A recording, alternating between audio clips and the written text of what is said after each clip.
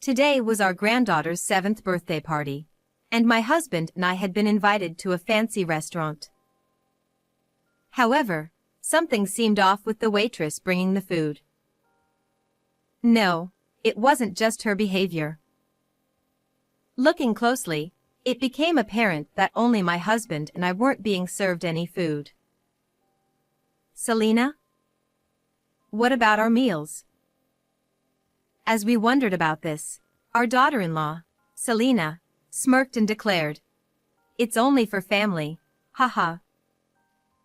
Stunned and without understanding, we watched as the waitress left, looking uncomfortable. Lenny seemed just as bewildered. "Don't you get it?" With a sigh, she wore a defiant smile. In response, Selena's parents also smiled creepily, looking down on us. Why did they despise us so much? Both my husband and I were deeply hurt by this. It was so disappointing that there was no reason to stay any longer. Let's go home. Yes. I stood up, following my husband as we left the place. However, about an hour after we got home, a small guest appeared. Puzzled, I went outside to find our granddaughter, the birthday girl, standing there. My name is Stella Hale, a 55-year-old housewife. My husband, Stephen, and I have a good relationship and always go for a walk together every morning.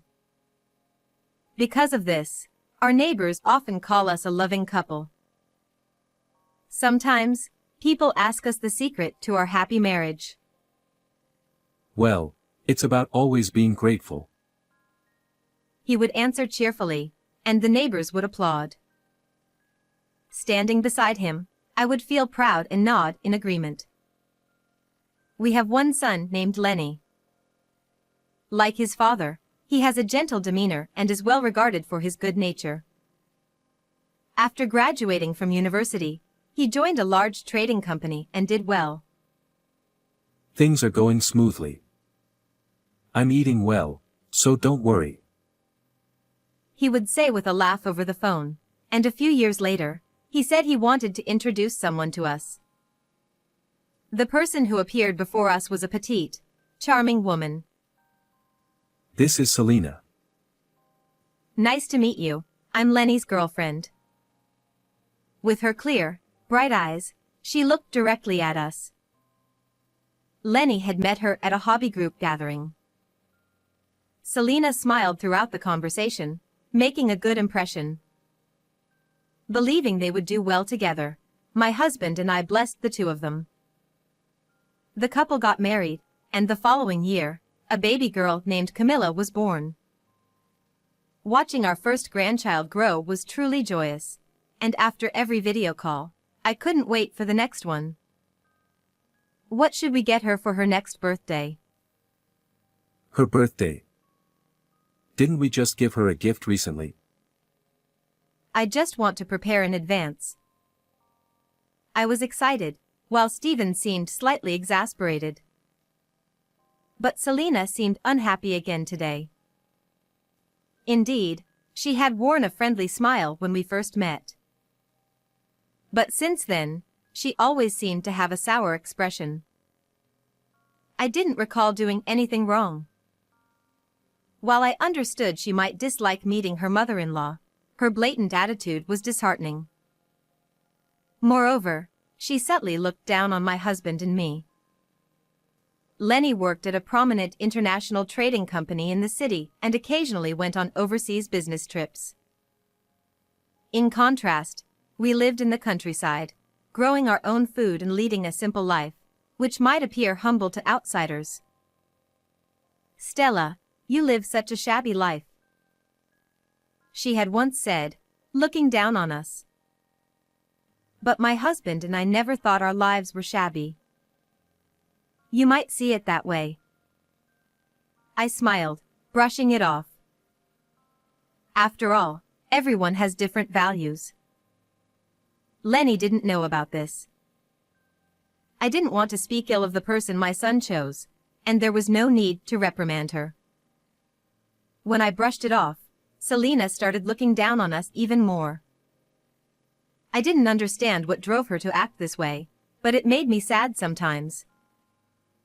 On the other hand, Camilla was different. When she was about to graduate from kindergarten, she once called to thank me for a picture book I sent her. Grandma, thank you for the book the other day. Her childlike gratitude made me feel her growth and almost brought tears to my eyes. You're welcome, read it a lot.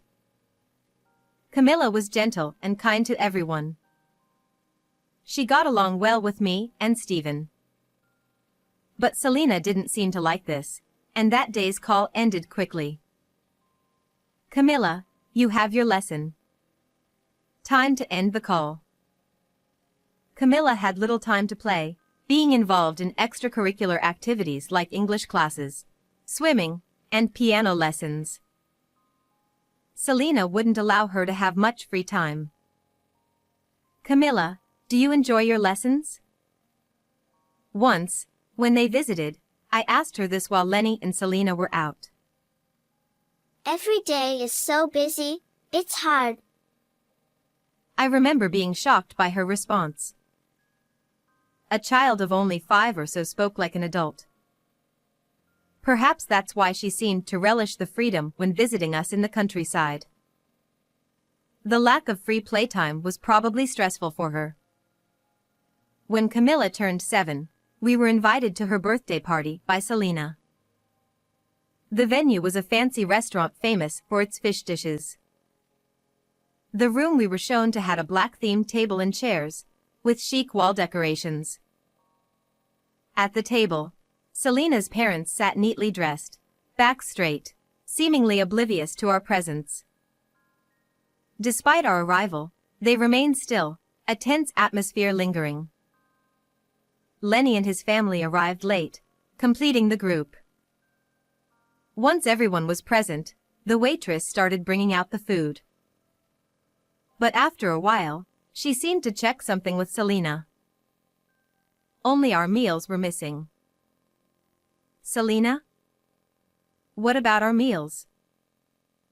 As we wondered about this, she smirked and declared, "This is only for family, haha." Instantly, Selina's parents burst into laughter. Stunned and without understanding, we watched as the waitress left, looking uncomfortable. Lenny seemed just as bewildered. Ignoring him, Selina stood up and addressed everyone with her bright eyes. "Thank you all for gathering here today for our daughter." She bowed gracefully, and her parents applauded. She continued, "Our daughter has turned 7. It's a milestone, so I want to clarify family relations." Selina. What do you mean by clarify? She ignored Lenny's question and turned to us, speaking coldly. "I have a request for Stella and Stephen." "A request?" What are you talking about? "I want you to cut ties with Lenny and separate from us." We were speechless. What is she talking about? She explained that the reason she invited us today was to tell us this. In response, Lenny was outraged. He stood up with a clatter, speaking in an angry voice. Selina. I wasn't told any of this. What did my parents do? Lenny, please calm down. You're scaring Camilla. He glanced at Camilla next to Selina, who was looking at him with frightened eyes. Noticing this, he managed to suppress his anger and sat down quietly. But now my husband wouldn't stay silent. Cut ties with Lenny. What on earth for? Don't you get it? She sighed, then smirked defiantly. There's no choice, really. In response, Selina's parents also grinned ominously. They had those eyes that looked down on us. Selena. Explain. Why do I have to cut ties with my parents? You know my family runs a business, don't you? Of course I know. So what? We're upper-class people. But those two. She pointed at us with her chin and continued. They live in an old house, in the countryside where buses only run a few times a day. So what? That's why having poor relatives like them is embarrassing. I was left speechless. Stephen seemed to be the same, staring silently at Selena. Her tirade continued, detailing how unpleasant it was every time Lenny visited home. How miserable she felt spending time there. How walking down rural roads and dealing with the inconveniences of country life was unbearable. Complaints about frogs and insects followed. Finally, she brought up Camilla, lamenting the lack of a piano and an environment suitable for her lessons. She even claimed that living there would surely delay Camilla's development. Camilla seems fond of Stella and the others, but... She glanced at us briefly, then continued. Frankly, this is bad for Camilla's education. Her words, said with a frown, shocked Selena's parents, who exclaimed, "How could they?" They immediately started insisting Lenny cut ties with us. Neither Stephen nor I had any words to respond. We did live a rural life, but never expected such blatant rejection. Where we live is our choice. No one has the right to scorn us for it. And her claim that it would harm our granddaughter's development seemed unfounded. Memories of days spent with Camilla flashed through my mind. Whenever she visited, she played freely. Catching beetles with Stephen, and picking cucumbers from the garden, she always seemed happy. I don't know what face she makes at Selena's house, but at least with us, she seemed lively and carefree. Where did they get off looking down on us like that? Past anger, I felt utterly dismayed. Stephen shrugged, saying, "Good grief." He motioned to me, then stood up. Let's go. Yes. I stood up and followed him out. As we left, we heard the jubilant voices of Selena and her parents. Finally cut ties with the poor folks. Endured 7 years, they said. Poor folks. That word deeply hurt both Stephen and me. It was clear that was how they saw us all along, and it saddened me deeply. I wonder what Lenny will decide. Yes. Whether he'll really cut ties with us. If Lenny decided to cut ties with us, we would accept it. We discussed this on the way home. The only regret was not being able to see Camilla anymore. Looking forward to our granddaughter's growth, the thought of losing that was painful. We returned home with heavy hearts. I decided to make something simple for lunch and stood in the kitchen. Stephen, looking unsettled, was reading a book. We bottled up our indescribable feelings. About an hour later, the intercom rang. I pressed the response button, but only saw a small child's head on the screen. Puzzled, I went outside, and there was our granddaughter. Camilla? She smiled broadly and hugged me. Grandma. I came with Daddy. Startled, I looked behind her to see Lenny standing there, looking unexpectedly refreshed. Mom, I'm sorry. I've decided to divorce Selena. What are you saying? I was surprised and somewhat shaken. We invited Lenny and Camilla inside to hear his story with Stephen. After you left, I was so furious I confronted them. As Selena and her parents celebrated cutting ties with us, Lenny yelled at them to stop insulting his parents. They looked at him as if he was speaking nonsense. He explained to them that his parents were not poor. In fact, we had assets worth billions, from real estate investments. We manage various properties, leasing them to individuals and businesses in need. Not just in this rural town, but also in the city and even distant regions. Selena turned pale upon hearing this. No way. Then why do they live in such a shabby house? Disbelieving, she stammered. Her parents were also bewildered, asking Lenny why.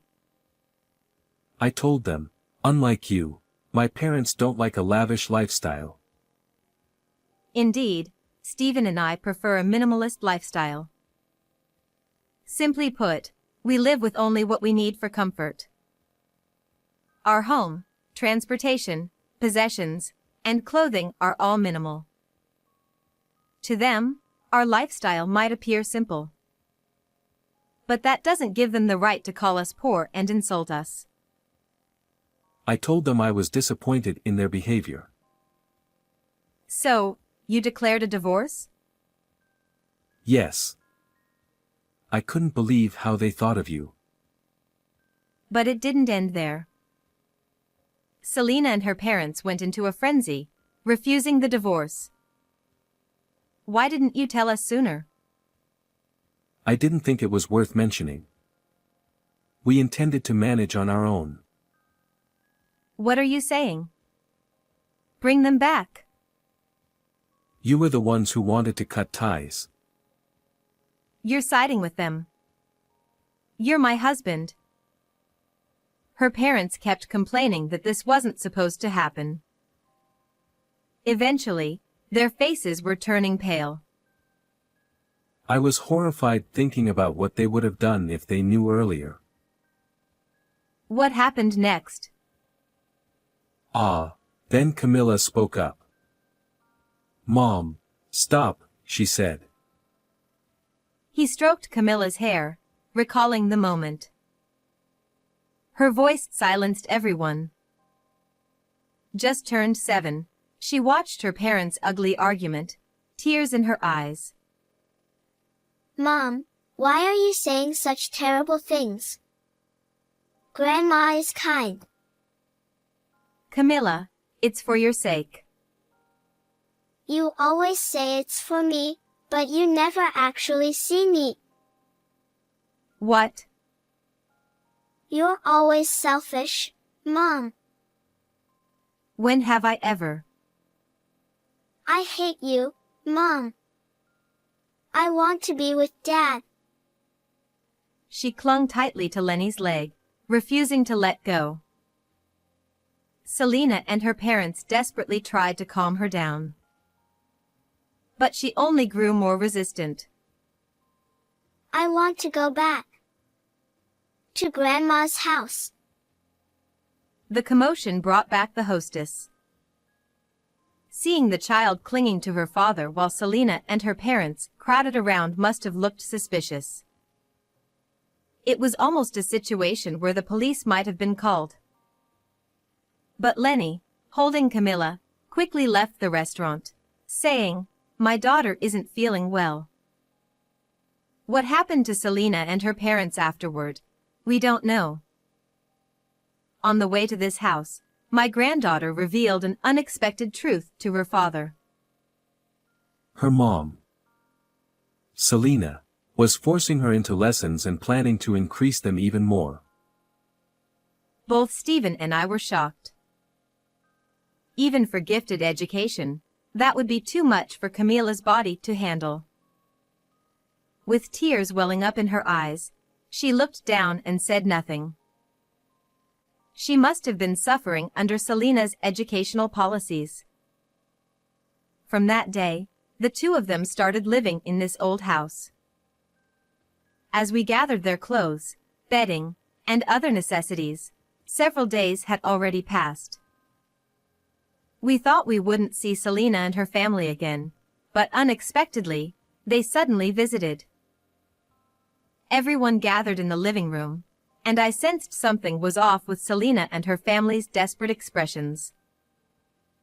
There was none of the composure they had last time we met. "We're here to ask you to withdraw the divorce from Lenny." She began with this and started explaining their current situation. Their business was failing, and their finances were in dire straits. Yet, they were still spending money to maintain their affluent lifestyle. They had almost no savings. That's when they set their sights on Lenny's income.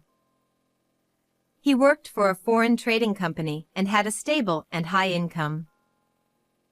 So, they intended to siphon off his earnings entirely.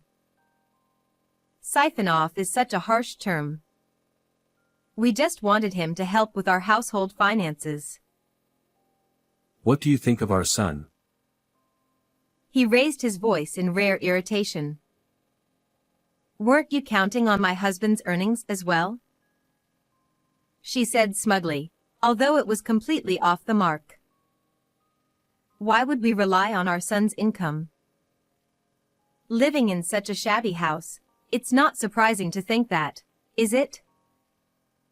She thought it was terribly wasteful. "So you schemed to cut me off from my parents? That's crazy." "Please don't say that. I'm reflecting on my actions now." Lenny firmly refused to retract the divorce. Their miscalculation was not knowing that we, his parents, also had significant assets, even more than Lenny. They seemed to want to reconcile with Lenny to get their hands on our inheritance. My husband and I exchanged surprised glances at their obvious motive. To them, it might be just money, but it's our precious savings. It's for our retirement and to be passed on to Lenny and Camila's future. The thought of it being squandered made me increasingly angry.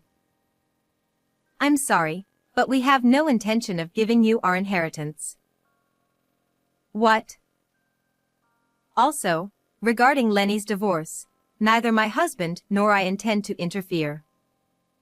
It's a matter between the two of you." We told them to discuss it thoroughly and tried to send them away, but Selina and her parents started yelling.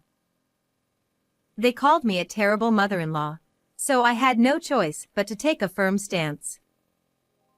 "By the way, your rent for the downtown office has been overdue for 6 months, hasn't it?" When I said this, they fell silent and their faces turned pale. I didn't want to bring this up, but there was no other choice. We knew your business was struggling, so we were being patient with the overdue rent. They looked like they wanted to ask how we knew, and my husband delivered the final blow. "We have no choice. We'll show you this." He quietly handed them an envelope. Though his actions were calm, I knew he was definitely angry. Selina took it fearfully and opened it. Inside was a payment demand for the overdue rent. "A lump sum payment for the overdue rent? But why do you have this?" She read it with trembling hands. The answer was written in the demand notice. "Landlord, Stephen Hale." "The office you're renting is managed by us." Selina was stunned and lowered her head in disbelief. Her parents had the same reaction, turning their pale faces towards us. They tearfully asked if we could waive the lump sum payment. But we remained silent, showing no intention of complying. They should be grateful we've overlooked it until now. Selina looked shocked and raised her head abruptly. "Couldn't you extend the payment deadline? A lump sum repayment for 6 months is too much." Her voice sounded as if she'd come up with a great idea, but we shook our heads. "No. We need you to pay it all at once." Additionally, Lenny handed over another envelope. Here's something from me too. Selena hesitantly took it. Compensation and a demand for Camila's custody. I recently checked my bank account. I'd left the finances to Selena, so I didn't know, but... She flinched and looked at Lenny with a strained face. It seems you've used a lot of my money. Not only luxury brand bags, clothes, and accessories but also spa fees were withdrawn. Realizing that retracting the divorce was inevitable, Selena and her parents looked hopeless. They surprisingly handed over Camila's custody easily. Whether it was for Camila's sake or because they were shocked to be called poor by those they had despised as poor was unclear. Without saying anything further, they left in a daze. A week after Selena's unexpected visit, the overdue office rent was paid in full. We didn't know where they got the money, but it didn't matter. Also, the compensation to Lenny was paid about a month later. Selena sent Lenny a message saying she wanted to talk again, but... What's there to discuss now? This is absurd. Enraged, my son blocked her messages and decided to communicate through a lawyer. Later, we heard from the neighbors that Selena's family had gone completely bankrupt. Right after hearing this, they contacted us about vacating the office.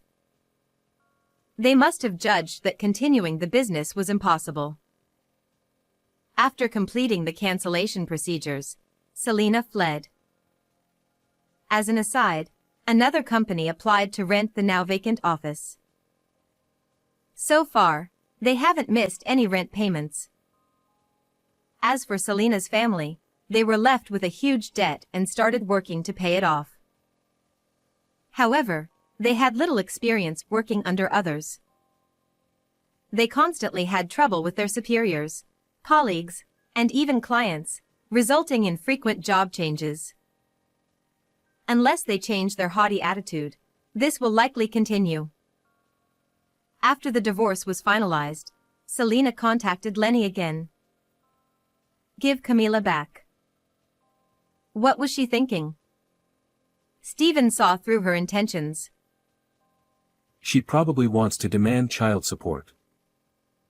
What a disgraceful lot they are. Well, whether to comply or not depends on Camila. When we asked our granddaughter, she shook her head. No. I want to stay with Dad and in this house. We respected her wishes and replied to Selena that we could not comply.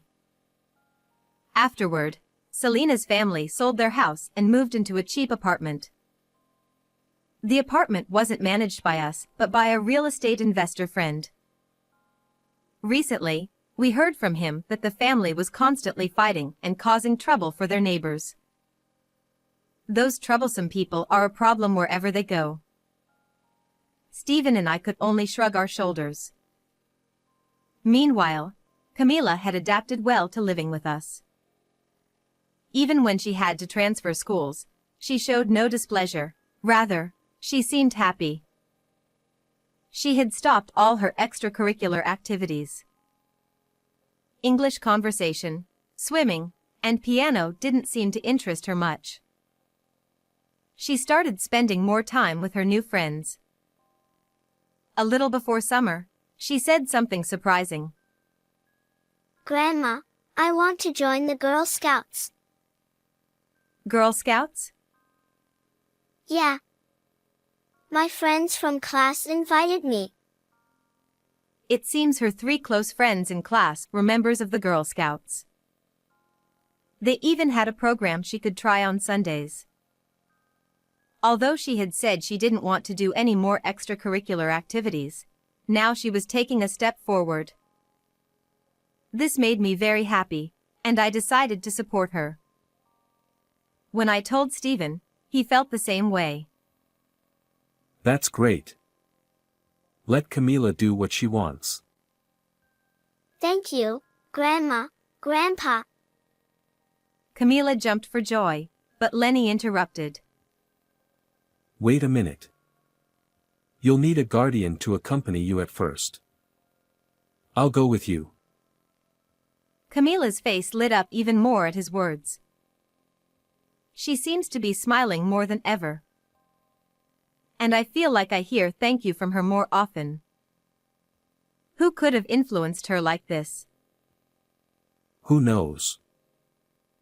We exchanged glances, savoring our happiness and laughing together. How did you like today's story? Don't forget to subscribe to our channel. See you in the next video.